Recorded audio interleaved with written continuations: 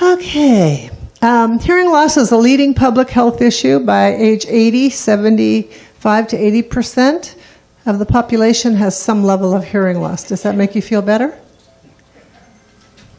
I mean, you're just one of the numbers. It's nothing to be ashamed of. It's just you fit right into that category. Hearing loss is a daily challenge that you can't overcome, and coming to these meetings will certainly help. And hearing loss is in the top 3 of major health conditions that include heart conditions and arthritis. So, you're not alone. Okay, so now our program today is, you're going to be listening to cochlear implant recipients talking about their experience. So Susan Finney, she's going to come up first. Would you like to do it here? Wherever you find me best. Okay, Susan, you go ahead, and I may ask you a couple of questions, and are you willing to take questions from the audience? Yes, but first I have to get I have my cochlea on the cheek coil, so I could hear. And when you have a cochlea on the cheek coil, usually you cannot hear too many people around you, so you have to make the adjustment. Hold it a little bit closer. Yeah. Hold it closer? Yeah. Okay. Where did you want me to start? Anywhere you're ready to go. Well, I started with a hearing loss probably when I was about 60. I noticed a gradual losing my hearing. And at that time, I got one of these small in-the-ear hearing aids, and I was so thrilled with that. And it really helped me a great deal. But then I noticed more and more that my hearing was not getting too good. And I lived in Palos Verdes at the time, so I went to the house clinic. And there they just said I needed a better hearing aid over my ear because this one that was in my ear wasn't helping. And that was wonderful. And I was, they were following me at the clinic there. And then very suddenly one time, they were checking the other ear, and I lost over 40% of my hearing. And they attributed that maybe to some medication that I was taking, but they couldn't figure out which one it was. So over the years, my hearing kept getting worse. I kept changing the hearing aids. And I moved to this area and went to see Dr. Short, who's in Newport Beach. And they followed me for about a couple of years, and they said, you know, really, we think you're a cochlear implant possibility. So they checked my hearing, and they said I couldn't have an implant until my hearing was down to 30%. I said, well, I'll just, do it now. And they said it would cost over $30,000. So I thought, well, I'll wait till Medicare approves it, which they did finally. And I think it was in 2005, I had my cochlear implant. And that was a really exciting experience. It really is a very easy experience, an outpatient type of thing. You go in, they put this thing in, and then for 6 weeks, they don't turn it on, because your brain has to start thinking about what are we going to do over here. So finally, when they put the sound on, everything sounded like Donald Duck. I mean, everybody was quacking. It really was a funny experience for me and for my family. But gradually, the hearing improved, and I was hearing better. And then I still had an over-the-ear hearing aid on the right side. And we kept working with that, and very gradually I kept losing the hearing in this right ear, and I kept getting new hearing aids, and they really weren't helping. So this year, about 4 or 5 months ago, I went and had a second implant. And this one is a little bit slower. I don't know why. The doctor seems to think that maybe part of it was that my hearing loss was so long ago that my brain is having a difficult time adjusting to the sound. But I wouldn't hear anything without them, so I'm very grateful for the cochlear implants. Anybody have a question for Susan? Can I ask you a question? Indeed. So, are you shy about saying how old you are? Oh, no, I'm 91. 91. So age doesn't matter. Ageism doesn't matter. Just go in there if you need it, and it's wonderful. Well, it depends on other health conditions. So you have to get you have to pass a physical and Yes. have no other Yeah. interfering. Yeah. Yeah, I'm in good health. You have to have a good heart. And I have a little hypertension, but that's in control. Okay, Rama. Okay, I got a question.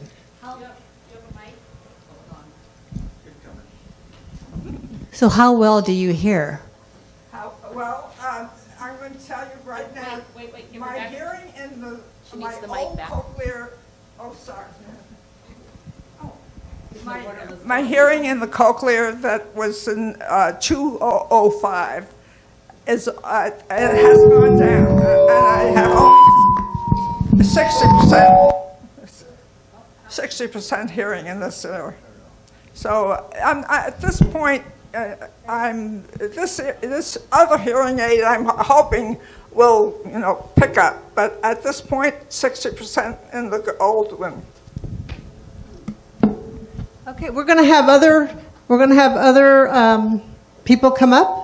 We're going to have other people. Thank you, Susan. She's up first because she has to go someplace. So I just really appreciate that she came. So that. Okay, thank you. Thank you. Oh, Susan, wait. Susan. Here's your glasses. Nope. Here's your glasses. Oh, Watch out for the. can't see, can't hear. So before I go any further, I want to point out to the flyer that you have, a cochlear implant consists of an internal piece called an array. So you can see up in the, with the long electrode, that's what gets implanted. The external piece, the processor, looks very much like a hearing aid, but it has a cable and a coil.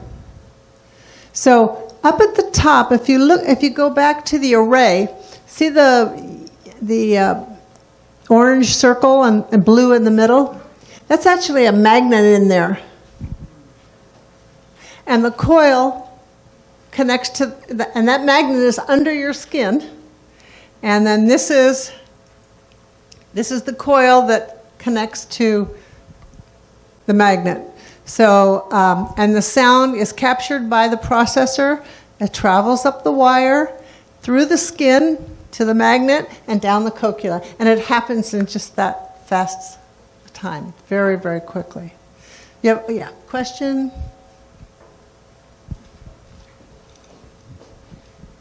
I'll use the stationary mic. Hold on, Do you leave it in all the time, or do you take it out when you bathe or swim or sleep? Okay, good question. I put it on first thing in the morning, and I take it off when I go to bed. I have a swim kit. It's just a wrapper that I can put on here so I can wear it in the pool. And but actually I don't do that. So, but I have the kit. So when I'm ready to go in the water, I will do that. Okay. When you shower, she takes it off. Oh, absolutely. When I shower, I never wear it in the shower. Yes, it's water resistant, but it's not waterproof. So Dolores, would you like to come up next?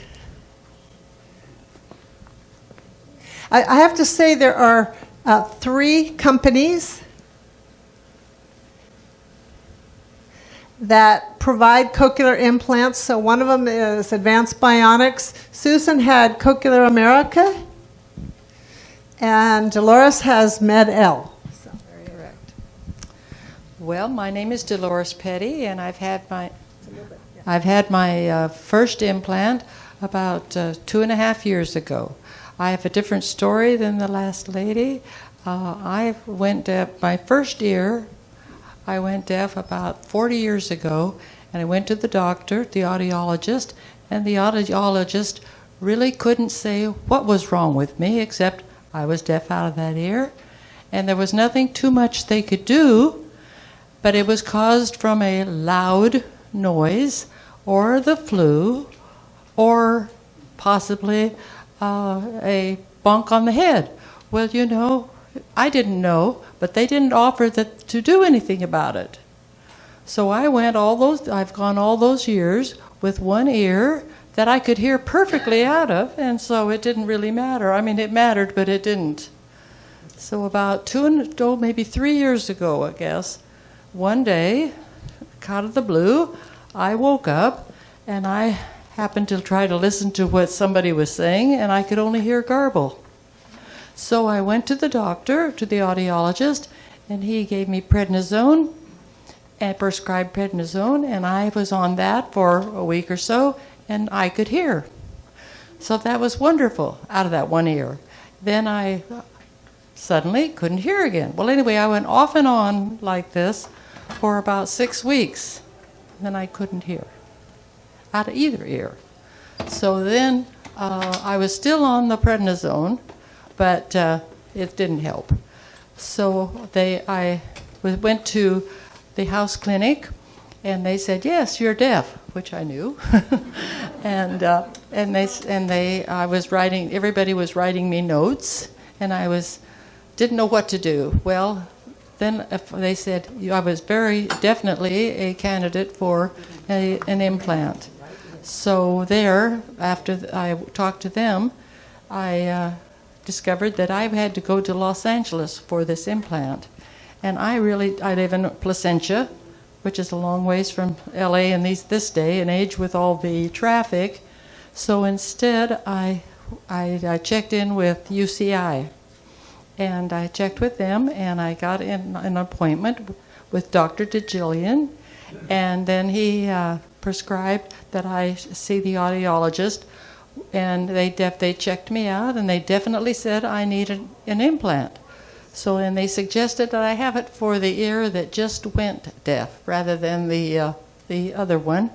So I went through all the tests, which they include that you have to have a hearing aid to be sure that you can't hear. Well, I could hear a little bit, but it was not near well enough. So anyway, to the end of the story, that was December that I went deaf. It was the following December 16th, that I had the surgery. And then you go for a month that you have to heal. But the surgery was really very minor in far as recovery, and they didn't shave my hair. I went into as an outpatient about 6 o'clock in the morning and had my surgery, and I was home by soon after 10 o'clock. And I was really, I really felt good. I just had to be careful because I had surgery. Well, they had me wait for to heal, and then on January, I know the exact dates. These are all very important. January 15th, I went in for my activation, and I don't really remember too much of the garble of Donald Duck or anybody else. I was so excited to hear a little bit that I don't even remember any of that. I just remember that every day since then, I've gotten a little better. Okay, so that's this ear. So about a year ago, so that's about 2.5 years that I've had this one. About a year ago, I went in to have them check this ear to Dr. Stickney at UCI, and she said, would you consider having a second one? It would definitely enhance your hearing. And I said, well, I hadn't really thought about it. So she said, well, think about it and read about it. And she gave me a book to read about it. I did. I read about it. And then she said, and then after that, you have to go see the surgeon and see if the surgeon thinks that you're a candidate. And if you are, then we'll work on it. So I went to the surgeon. He said, you're definitely a candidate. And he said, in both cases, for both ears, that Medicare and my supplement would take care of it. So so that was about a year ago that they recommended this, and this happened much faster. I went had my surgery in October. In September. I had my activation in October, and it has definitely enhanced it.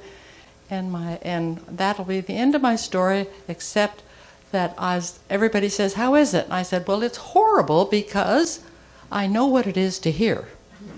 But I said, it is wonderful because I know what it is to be deaf. So thank you, but I am really pleased. And like somebody said to me before I had mine, I said, what would you do? And they said, I would go for it. And I'm telling you, go for it. Yay. Thank you. Does anybody have one or two questions for Dolores? How much does it cost? And does the Medicare and your supplement take care of it? I'm sorry, what did? They do? Medicare does pay for it. I wanted to know if Medicare paid for it. Medicare and my supplement paid for everything except my little copayment, and there's lots of little things that you end up paying for, but 99% was paid for. And I appreciate that also, because it's a lot of money. And, well, anyway, that's true. Okay, hold on. Good afternoon. Thank you for letting me come as a guest. I'm a little bit younger than some of you. I'm still in the workforce, and I have private insurance. I don't know if anyone knows if private insurance covers this. That's one question. The second question is, how do you use a phone for work with the Cochlear? I don't work. How do you use the phone? Well, Period. She said for work, but it doesn't matter whether it's work or home. It is still difficult. It is still difficult, and I am not as free and easy with it, but I manage it. And if you can manage it, that's all you really need. I'm going to work forward. We have a question over here. I think to answer her question, you would have to check with your insurance company to see if they would pay. Yeah, it's a case by case. Most of the time, I haven't found any insurance company that didn't cover it. Sometimes when the request goes in, they get an automatic denial. If you've decided on a cochlear implant company, a lot of times they can help you get that approval. Cochlear implant, is not that well known, and some of those insurance clerks, are minimum wage, so they don't know yet. So sometimes you have to be patient and go through the system. But now that Medicare pays for it, the insurance company should follow. Yes. They should get covered. You have to qualify. You can't just say, I want a cochlear and get it. Your hearing has to be at a certain lower level to qualify. And Medicare has a different standard than some of the insurance companies. So you have to go through the qualification process with your insurance company in mind. So, yeah. But your surgeon, in my case, I asked the surgeon, and he said, in your case, I know they'll pay for it. And so you just have to be at a certain percentage of low, and they take care of it. Okay. Yeah. We're going to get to you. Go ahead. I was just curious what sort of effect on tinnitus the cochlear implant has. I've heard that it helps. I've heard that it causes it. I'm just looking for input with that. Thank you. Okay. So can we just wait up here? Okay. Of all of the recipients that have agreed to talk, or any recipient that would like to respond about tinnitus? Okay. So I'm going to have you come next, so come on up, Marla. Thank you. Thank you. But what is your question? I was just curious whether she had any side effect after her surgeries. Any side effects from your surgery? No. No. That's a good question for everybody to answer, and this gentleman here.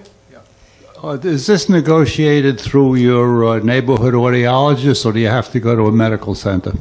You have to go to a cochlear implant center, but you really should start with your audiologist and make sure that you're sort of tapped out on hearing aids, that there's no more help with hearing aids, and once that's been determined, then you should go to an implant center.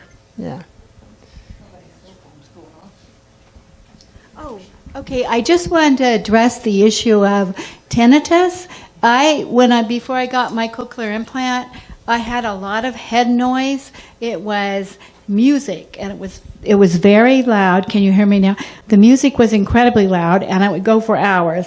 And so when I had my testing, they said that would probably take it away, and it does. When I start getting, because I don't wear it all the time if I'm just home by myself, and sometimes I take it off. But if I start getting that head noise, I put it on and it takes it off. Now, when you do finally take it off at night, and I've heard this from Ginger at UCI and so forth, it does, you start getting a little tinnitus, but then you just tell yourself you're going to sleep or something. It's nothing like the loud noise that I was having from music, which had gone on for like 6 or 8 months before I had my implant.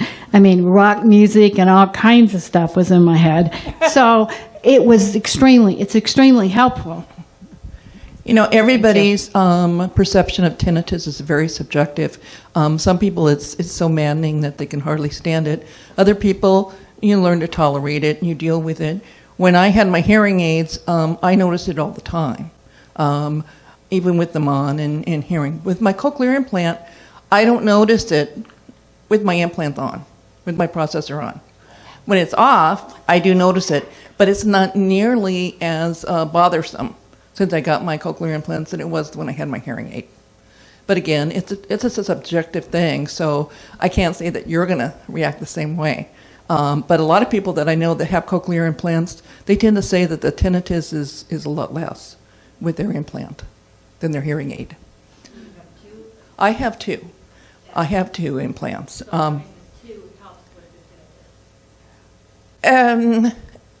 I don't know if it's the fact that it helps with the tinnitus or the fact that I'm hearing so much clearer than I did with my hearing aid that allows for that.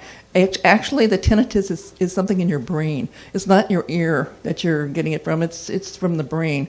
So the new pathways that were created from my cochlear implant in hearing may have a great deal to do with it.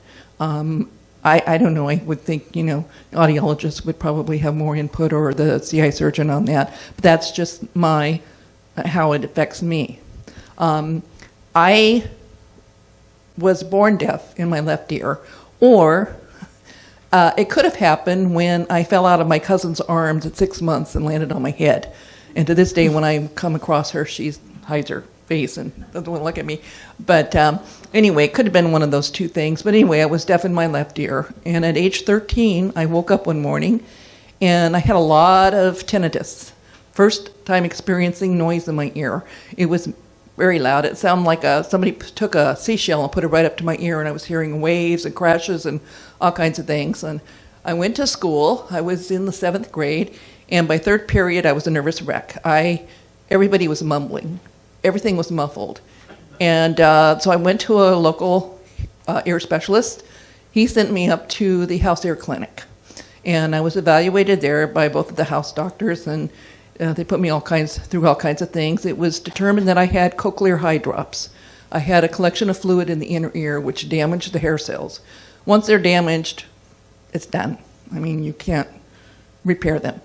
So I immediately overnight lost over half of my hearing in my right ear. So here I'm deaf in one ear and I have less than half in the other ear. I started wearing a hearing aid, and I wore a hearing aid fairly successfully for 44 years. My last 3 hearing aids, I had a transmitter. I had a cross-style hearing aid. So I could pick up sounds on this side, and it relayed the sound over to my hearing aid. It gave me a false sense of having hearing over here. But it was fantastic because at the time I was working in a physician's office. I was doing all of the telephones, and I was able to pick up the phone over here, and I'm right-handed and right, and it was wonderful. I just loved it. Over the years, my hearing would take dips. It would dip a bit, and I had a lot of fluctuation in my hearing in the first 10 years.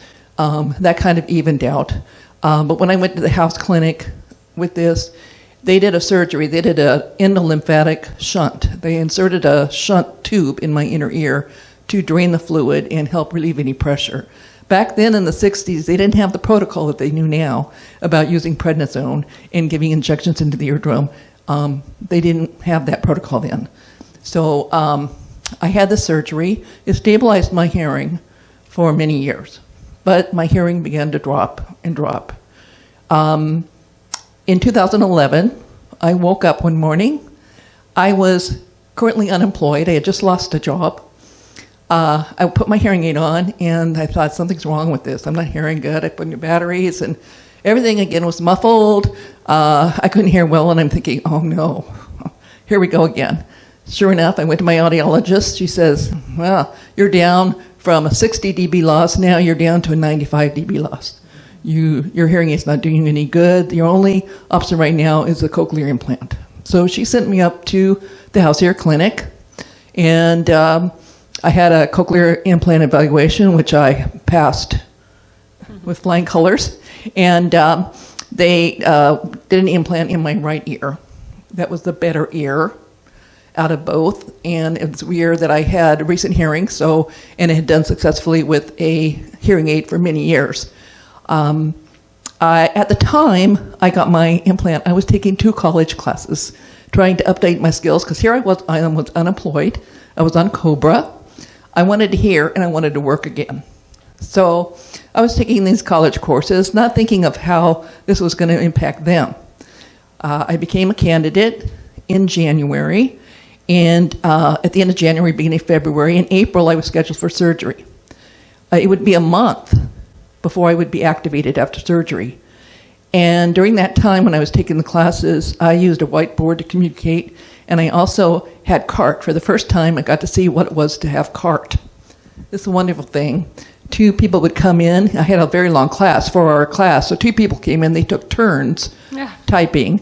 And it relieved a lot of pressure off of me because I didn't have to sit and try to, concentrate so much on what was going on, because I was going to get their notes afterwards. And I didn't have to sit and try to lip read or anything like that. It was wonderful.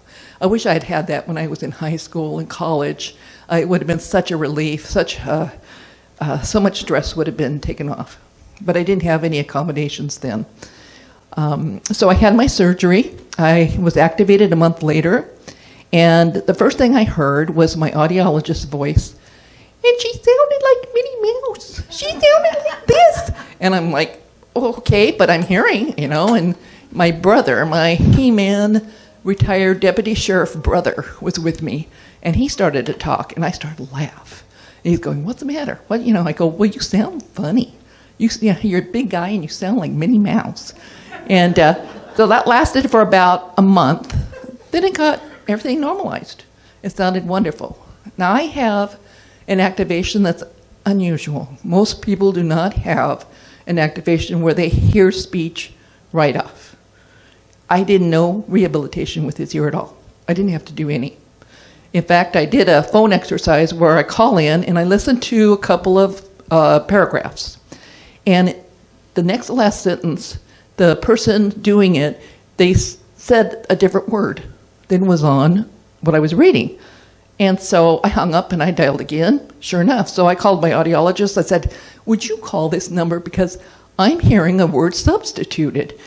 Sure enough, she calls me back and says, you're right. You heard it right. They substituted a word. So it's very unusual to have an outcome like that, and I'm very thankful for it.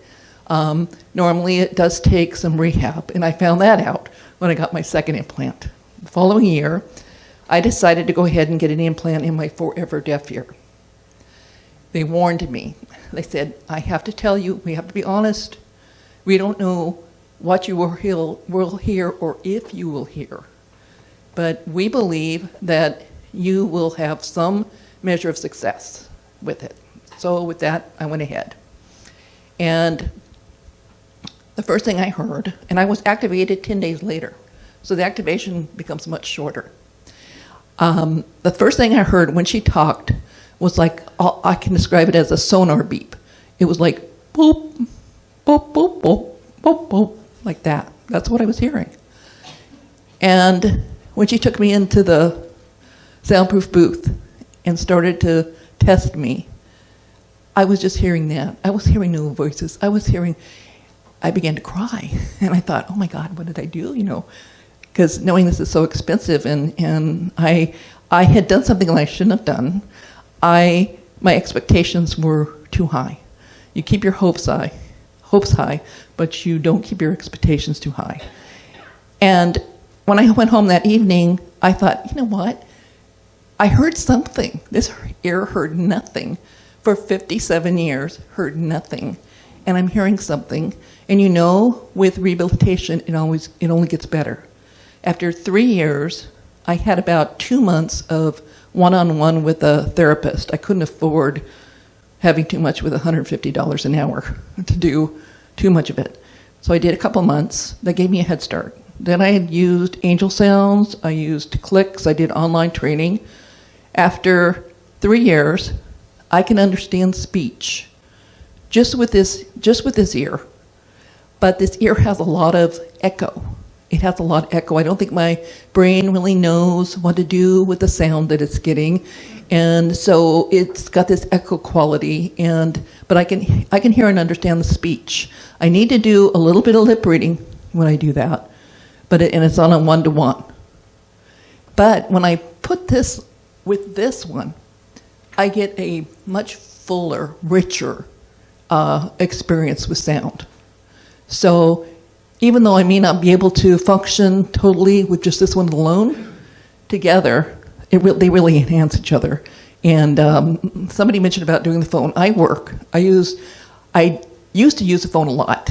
I don't use the phone that much anymore because they gave me a headset that really doesn't work for me. And I'm in a room that's almost twice the size of this. And there's about 150 people work in that room. We're working at workstations, not cubicles. So it's all open air. The acoustics are really bad.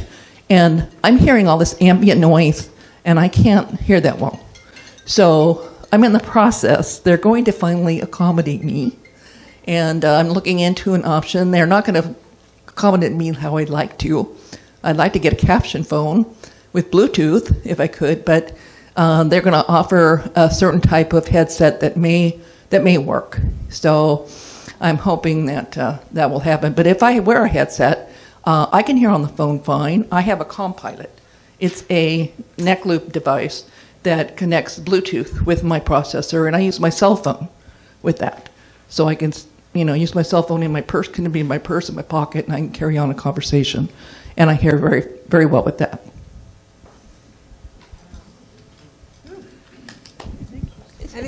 Questions? Any questions for Marla?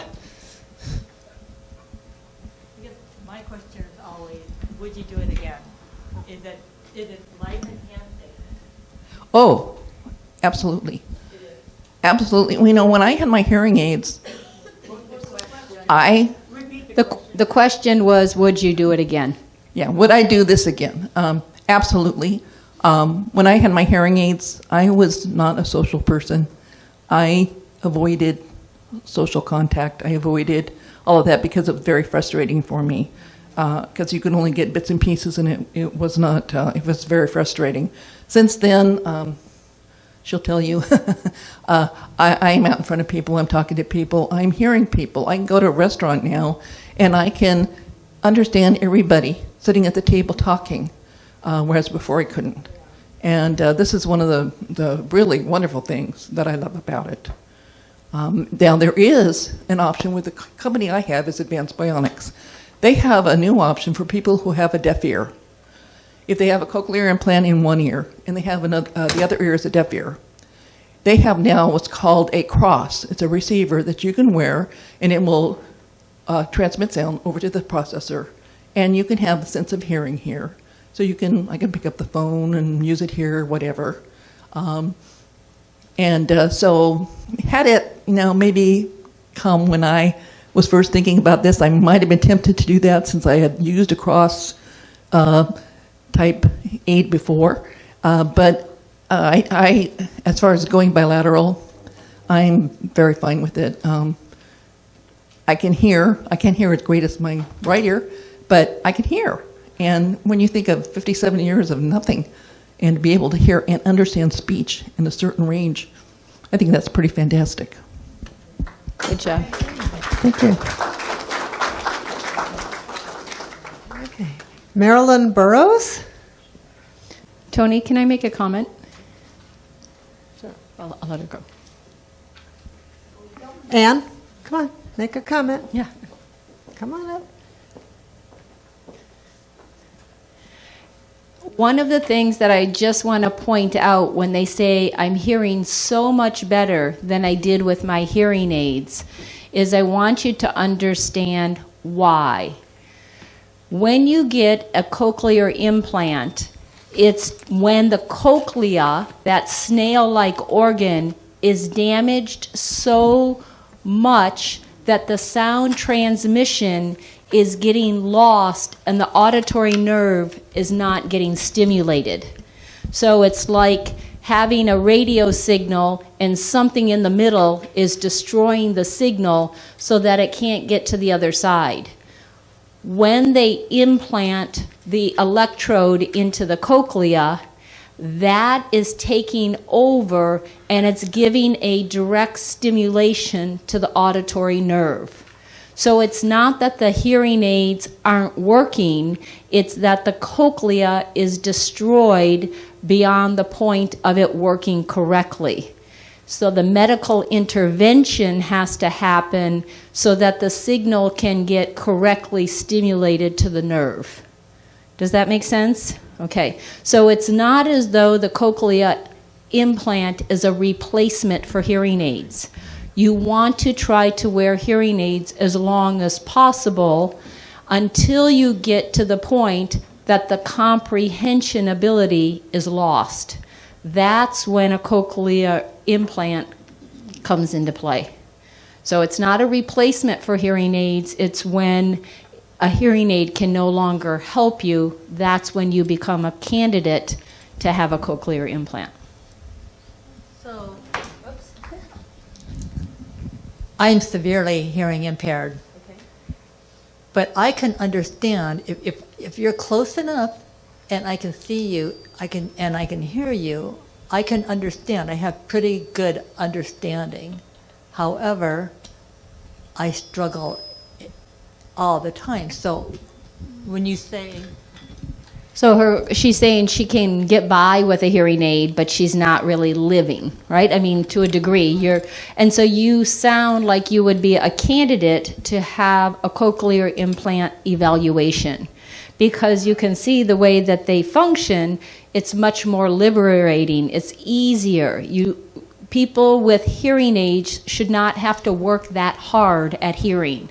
And when it gets to the point that it is so difficult and laborious to hear and communicate, like we just saw, she didn't want to go out and socialize. Now you can, because that cochlea is now being sent a good signal because of the electrode.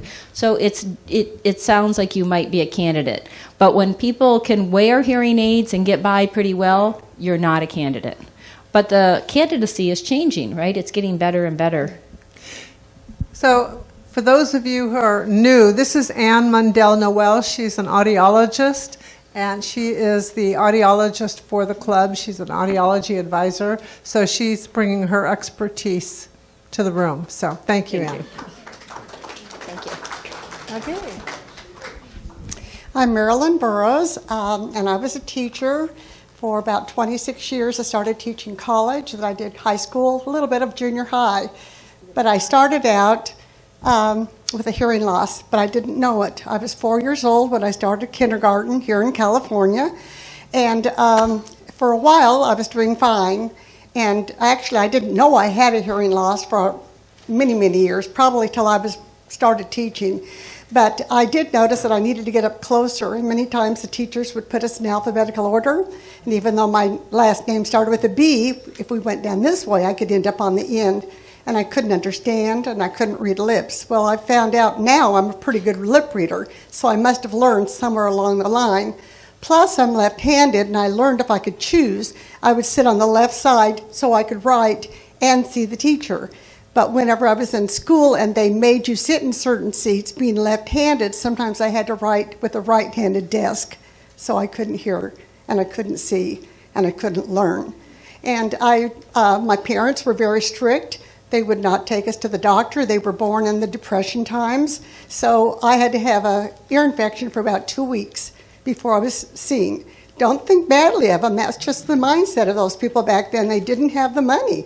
So, and what was worse, I don't know if you guys remember these days or not, but there were certain things, processes that all children had to go through, and they checked every week if you had gone to the bathroom.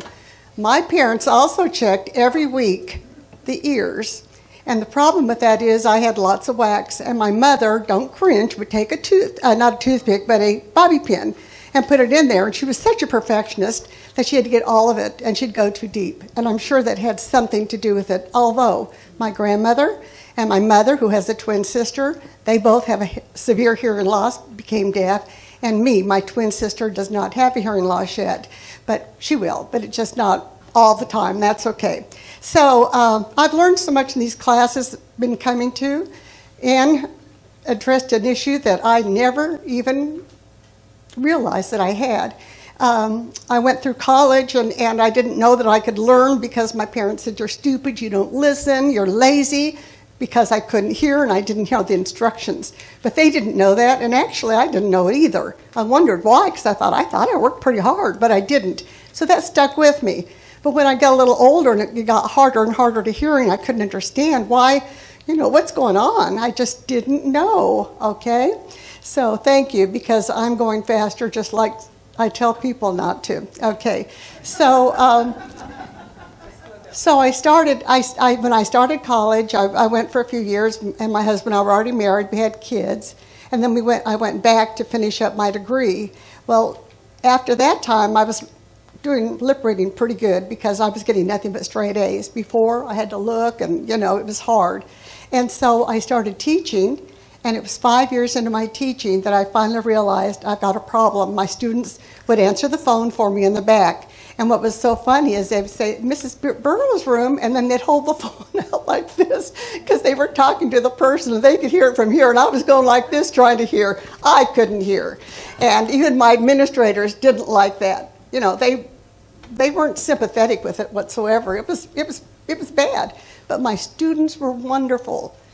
Better than my family, actually. I'd say something and tell them something, and they'd look at me, and I'd say, I didn't answer your question right, did I? And they'd just laugh, and they'd say, no, that's not what we asked. So you learn to live with it, and you learn to have some humor with it. But I learned through Ann, one of her programs, that at age 40, I became depressed.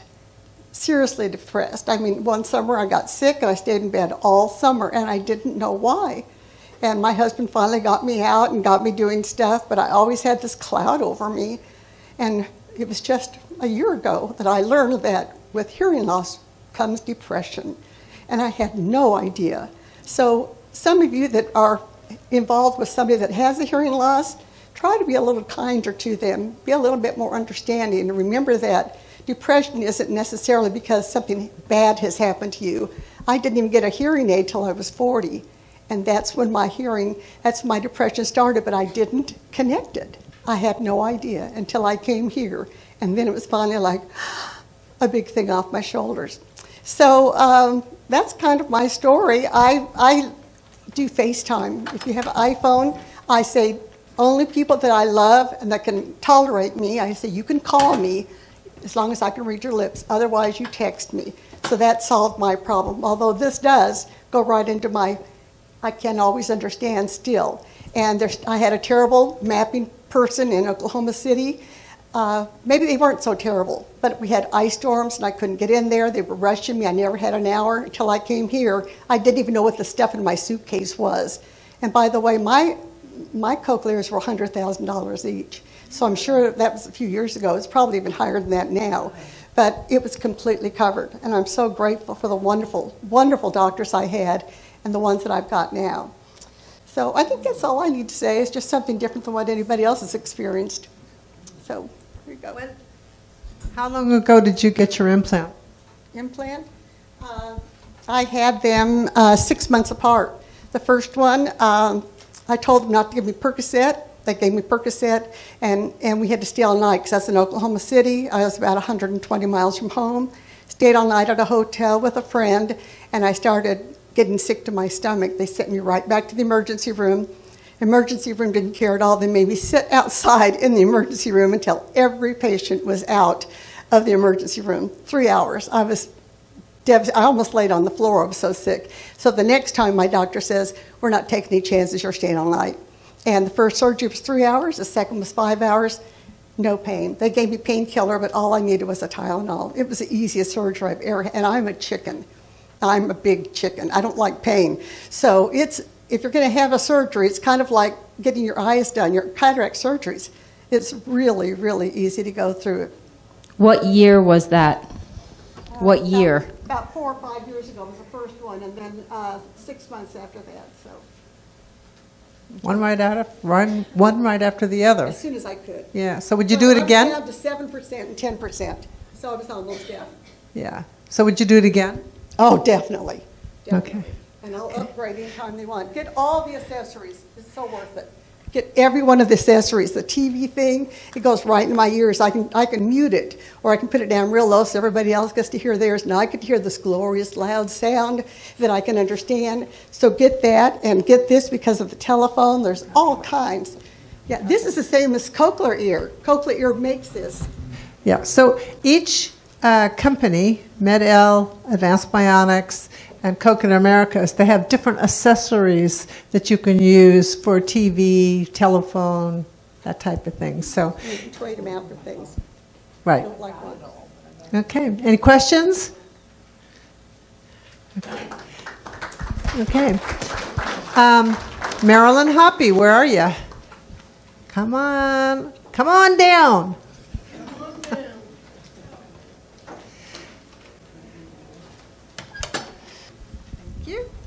I'm not good at this.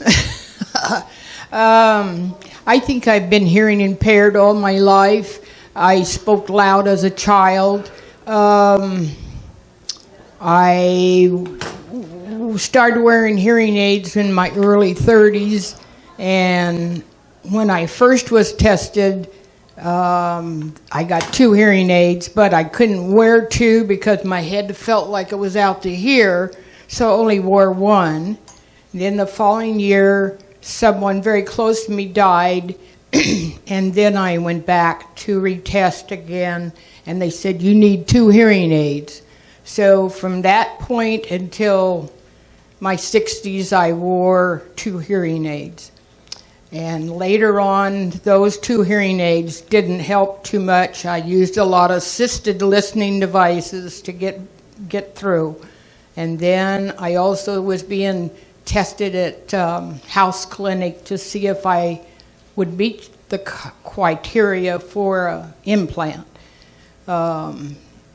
2004, I went back to the house clinic, and I had an appointment with Dr. Luxford, and I did all the testing that you all have to do before you have an implant. And then I was implanted in 2004, towards the end of the year. So then the following year was when I was set up for sound.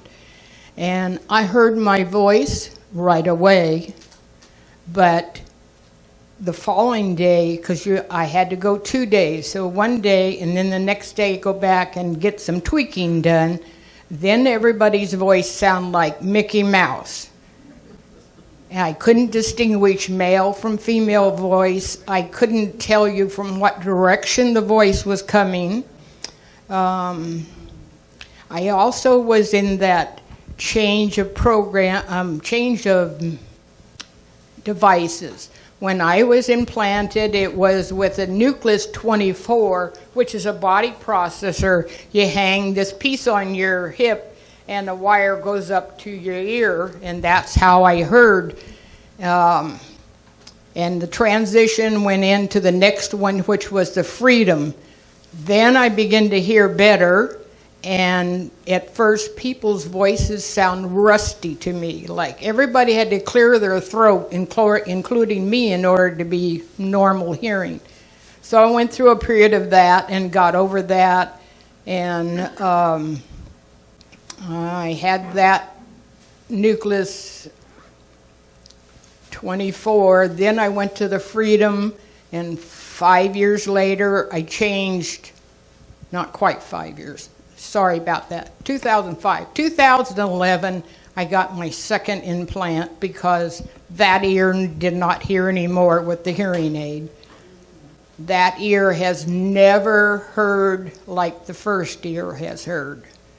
So I can hear on a cell phone, if it's a Verizon MT4 rating, I can pick up the phone and just hold it to my ear and talk on the phone. At home, I use the landline, which is caption call. I don't know how I could talk on the phone or hear on the phone without the captioning, although the captioning isn't always correct. But between what I hear and what I see, it comes out okay. Let's see. You were asking something. There's a bunch of questions here. You can pick one. Pad and telephone calls and have it captioned. Yeah. Oh, I can pick one. Well, I have to put glasses on to see that. How long were you in surgery? Oh, I was in surgery like outpatient. I went in like 5:30 in the morning, and by 7 they did the surgery, and then they watch your nerves to make sure you don't end up with a nerve damage. And then they sent me home. I would think I was home by noon. However, my head is swaddled up like I don't know what, and I had to wear that the rest of the day. And the next morning, the person who took me to the hospital cut that outside stuff off, and what was left was just a piece up here. They also told me that when I had the implant here, I would lose the head noises, which I did, thankfully. However, when I did the second one, they didn't tell me that same thing. I have head noises to this day, and sometimes when I go into the booth and I have to be tested on, say, this side's over here ringing away, so it's hard to understand what's being said over here in order to pick up what's being said here. What else?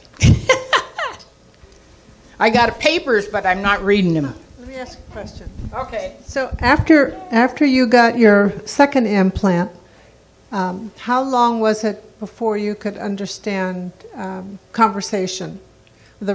Because the first day is not very good. So, for me, it took about 6 months to get really good conversation. How long did it take for you? Second side took me a lot longer to hear. The left side, I was using the phone in 3 months from the time of activation. The right side, it's not real good, but it helps, gives me balance with between the two ears. So what else? Yeah. Well, I just want to make a comment. People that experience deafness for extended years, like you did, and have complete deafness, it's a lot harder to rehab that ear. It takes a lot longer, and some people don't rehab very well. So, but if you've had hearing and learned hearing during the learning years, up to 3 years old, if you heard speech and spoke speech, you have a good chance of a quicker, faster rehabilitation. So, any questions for Marilyn? Okay. Got right here.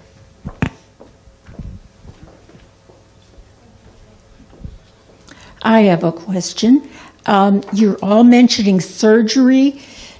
In my mind, I'm thinking you just cut the scalp and they're putting something under it, or what is surgery?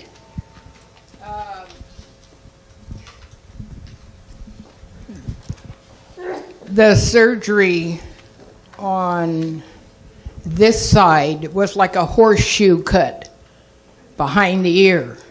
So it's a bigger flap. That's like telling me that they're going to put my ear on my cheek, and then they go into the cochlea and they put the electrodes into the cochlea. When I had this side done, they cut right along the edge of the ear. So once it healed, I don't have as much opening here as I have over here. So it's two different surgeries. This one was done by Dr. Luxford. This one was Dr. Jillian in the UCI. Two different doctors, two different areas. The surgeons that are in the room doing the surgery, first of all, you have your cochlear implant surgeon. You also have a skull surgeon, skull-based surgery. So, because they actually have to crack the skull, remove part of the skull to get to the cochlea. All of this is explained to you, you know, if you're thinking about getting a cochlear implant, you know, the thing, be sure you've tapped out with your audiologist and you can't go any further. Go and have an evaluation and then think about it and study it. Get information from all three cochlear implant companies. You will talk to the surgeon, bring your questions. You can stop at any point. Anything sounds scary, you can stop at any point. So it's just a slow exploration of the surgery. Yes? This pertains to the operation itself. Did you get anesthesia or did you get local? It's general anesthesia. Okay. It's general anesthesia. Yeah. Linda?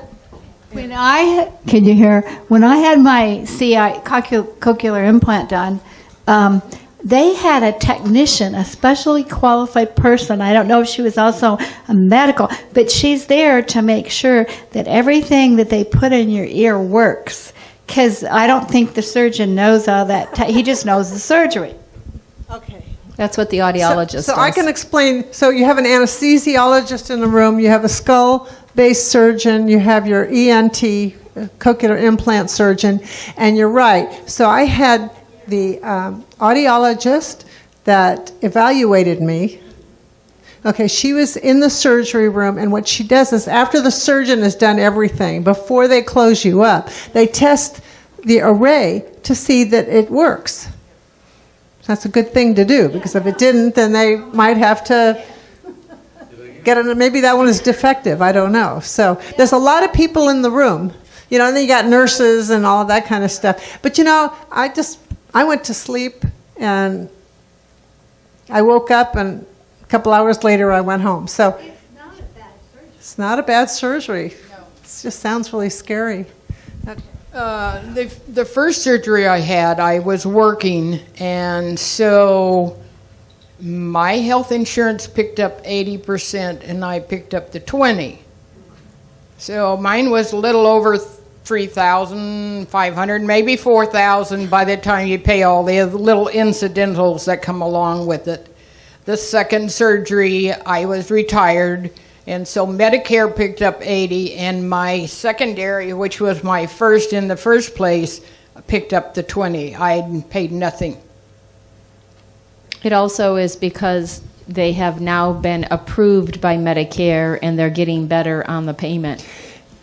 These are the things that have improved over time. When she got her first surgery, they practically shave your whole head. Now they just do a little slit. So then she had to wear a body processor instead of one that hangs over the ear. As a matter of fact, you haven't even told people that what kind of processor you're wearing, because she's got the latest and the greatest. Okay. Like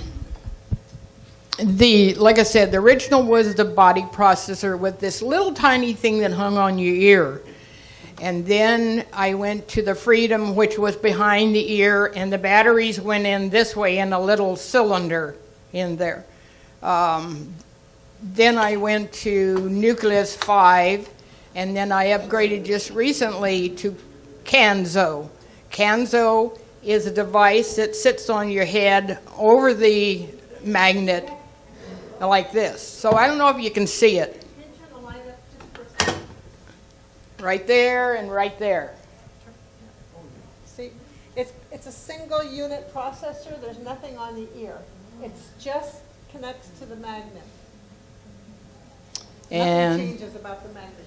and on my Canzos I have what they call lifelines.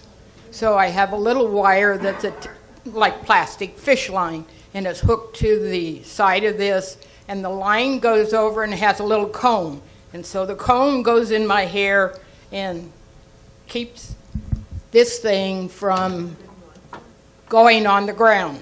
So it's tethered. It's tethered and it's connected. Oh, you better get that.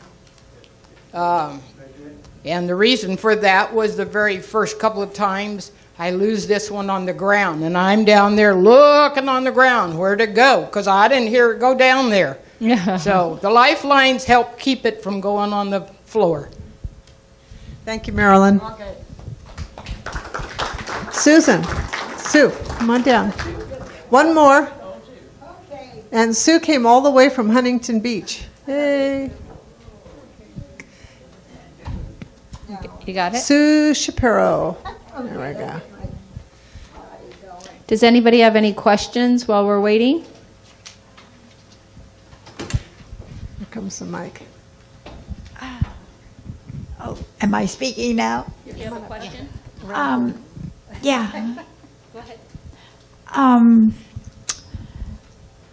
I have one cochlear implant, and I don't hear all that well. I don't like to answer the phone.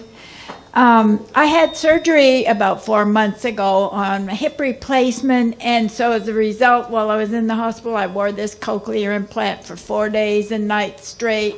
So I have a sore on my head, and how do you get rid of that? So I take my cochlear off when I don't need it, no one else around to talk to.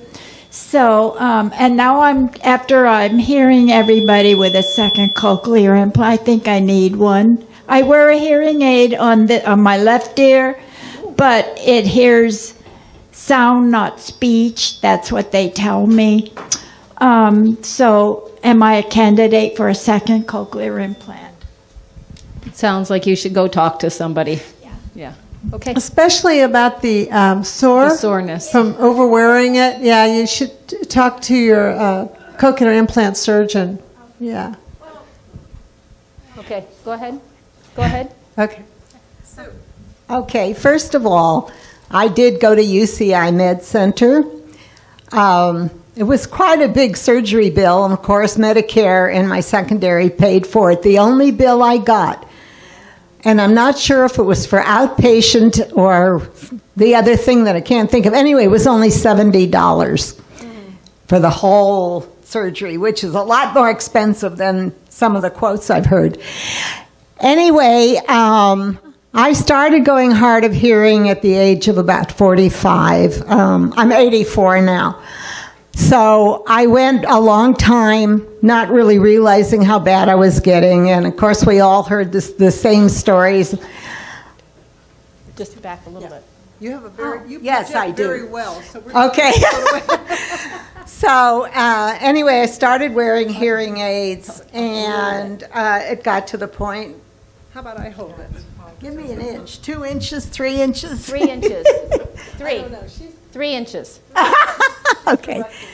So, like everybody else, went through all the testing and everything, and I'm going to just get to some of the finer things that I realized once I had my cochlear implant. I was at the doctor's office one day, and she said, "How's your hearing?" And I said, I really don't know. She says, "Well, I want to tell you, for the first time, I'm not raising my voice. I'm speaking in my low tones, and you've been hearing me."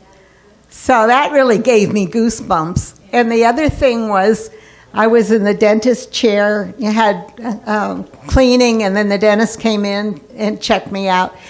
And all this time, I've had to have them lower their mask so I could see what they were saying. This time, I didn't, and I didn't realize it till I walked out of there and go, "Oh my goodness." So these things are really stepping stones to better hearing. I will say that I'm a slow learner. It's been a year, by the way. I do still have a problem with being in a group of people, and I'll say something like, "What did you say?" And like 4 people want to tell me what was said.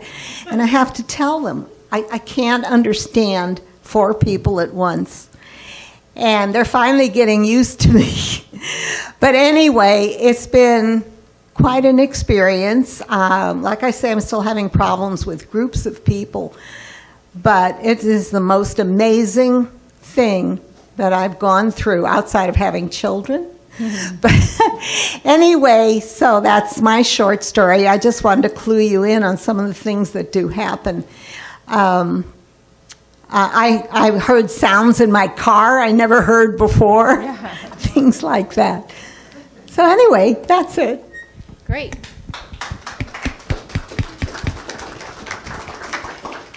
So we have about 5 minutes, so I'm going to give you a 3-minute story about my surgery. So I had surgery at house ear in 2011, and 3 weeks afterwards I was activated. I had 12% comprehension in the ear that had the surgery. That's not good. I now have 90%. So I'm not 100%, I'm a whole lot better. And I have noticed every year improvement. Now when you get your cochlear implant, the first week that you get your processor, you actually go a couple of times to have different adjustments with the audiologist. And then you go a couple times a month, and then maybe every 6 months. And now I go annually to what they call mappings, where they actually they put a electrode on the implant on so I can hear, and then they test me, and they kind of push up the volume or turn it down, or they try to make adjustments so that I can experience better hearing. So I would definitely do it again. And unquestionably, I started losing my hearing when I was 20. I blame it on rock and roll, noise-induced hearing loss. That's when it started. But I didn't really wear hearing aids until I was 40. And then I had the surgery in 2011, and I won't tell you how old I was. I'm a baby boomer. So, is anybody, Sue? I just wanted to mention that I wasn't too happy with working with the audiologist. So I got a recommendation. I went to an ENT, and he's the one that recommended for cochlear implant. Okay. So I don't want anybody leaving here with an unanswered question. So last chance. Okay, right here. Did you have any side effects from your surgery, like dizziness or anything like that? I did not. Now, I did follow some recommendations from people that had come before me. The first couple of nights, I slept in a recliner so my head was elevated, and that seemed to help. This is my favorite side to sleep on, and I wasn't going to sleep on where I had surgery scars and a bump. So sleeping was very good. I did take a Tylenol when I got home, but I really felt fine. But I do want to tell you one experience that I had, because I have a hearing aid on this side and an implant on this side. So this is in the very beginning. When somebody would talk to me, sometimes I would hear two voices saying the same thing at the same time. And it was just my brain was trying to figure out. So I was hearing from this side and this side, but it sounded like two voices. But that didn't last very long. The brain figured it all out and brought it all together, and it was just it's a great experience. Yeah. So within a month or two, can you hear a lot better than you could before, or are you going to be frustrated as much as you are being hearing impaired without the implant? Okay, so some of you know me back in 2011. I used to work for Caption Call, and I used to install Caption Call phones in people's homes. And I had my surgery on Friday, and I was back to work on Monday. And all I had was my hearing aid. But of course, I was working with people that had hearing loss, so they were very patient with me, and I explained or whatever. But I was able to rehab pretty quickly once I got my processor. It took me 3 weeks to get the processor. They wait for all the internal swelling to go down, and the surgery and the scar and all of that, and then you get your processor. So this is my processor. And the first sound I heard was a keyboard. The audiologist was typing on the keyboard my response to things, whatever. And I said, I didn't know a keyboard sounded like that. I mean, really, I never heard that. So I didn't really understand words on that first day, but by the end of the week, I was sort of figuring some things out. But just like others have reported, I had a Darth Vader, Mickey Mouse kind of thing going on. And so I would say that after a couple of months, I was really doing pretty good. Not perfect. 6 months was really good out there. The more you hear, if you have surgery and then go home and sit in the quiet all day long, then you're not rehabbing your hearing. So I was out in the world, I was working, and I was focused on listening to people, and that helps you hear. There are some programs that you can get to work at home to practice hearing, focused hearing, and you can rehab faster. Were you somewhat depressed because you had to go through all? No, you weren't. Even it was better than not. It was better than hearing aids immediately. You can take any approach you want. I was excited. This was something very exciting, and I was very hopeful. I worked for the Hearing Loss Association of America for 10 years, and I was around people constantly that had cochlear implants, and they were successful, and I knew I was going to be too. So I just planned on I'd just take it one day at a time and just keep practicing, and here I am. So, and I would do it again. And as a matter of fact, they keep talking to me. I do qualify to have another one in this year, but I really am doing okay. So, why have a surgery if you don't absolutely need it? So, but if it came to that, I would have another one. Yeah. One more question, and then we're gonna close. After the surgery, the thing that you have on the outside of your head, that's removed each night when you go to bed? Yeah. Oh, okay. Well, you remove the processor. I remove the processor. That is held on by a magnet. She has a magnet under her head, and that grabs it. But that comes off every night. And that's one thing I don't like about a cochlear implant is that when you take it off, you're deaf. You didn't retain any residual hearing? No, there's no residual. But they are improving on that. Okay, they are improving on that. There are some surgeons, like Dr. Luxford up at House. He's wonderful. He's been doing this for years. So the important thing is when they're inserting the array is not to damage any of the structures. So, and Med-El happens to have the softest array there is, so there's potentially less damage, but it's really the talent of the surgeon.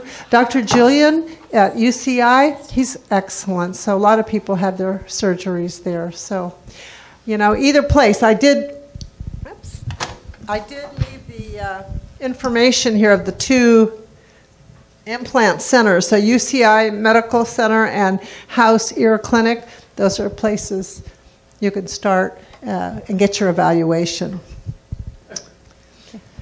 Okay, if you've enjoyed the program, I hope you will donate on your way out. There's a big box over, a big jar over there, and help with some of the expenses. Next month, we're going to be talking about caption call phones, and I use a caption call phone all the time. All the time. So if you call me, I'm answering on my caption call phone, and that's very helpful. And if you don't have one, it doesn't cost anything. You just got to have internet. So, huh? You have one? You have a CapTel or a caption call? CapTel. Well, you ought to try. Caption call is the gold standard. And also they have a program for iPad, so you can make calls on your iPad.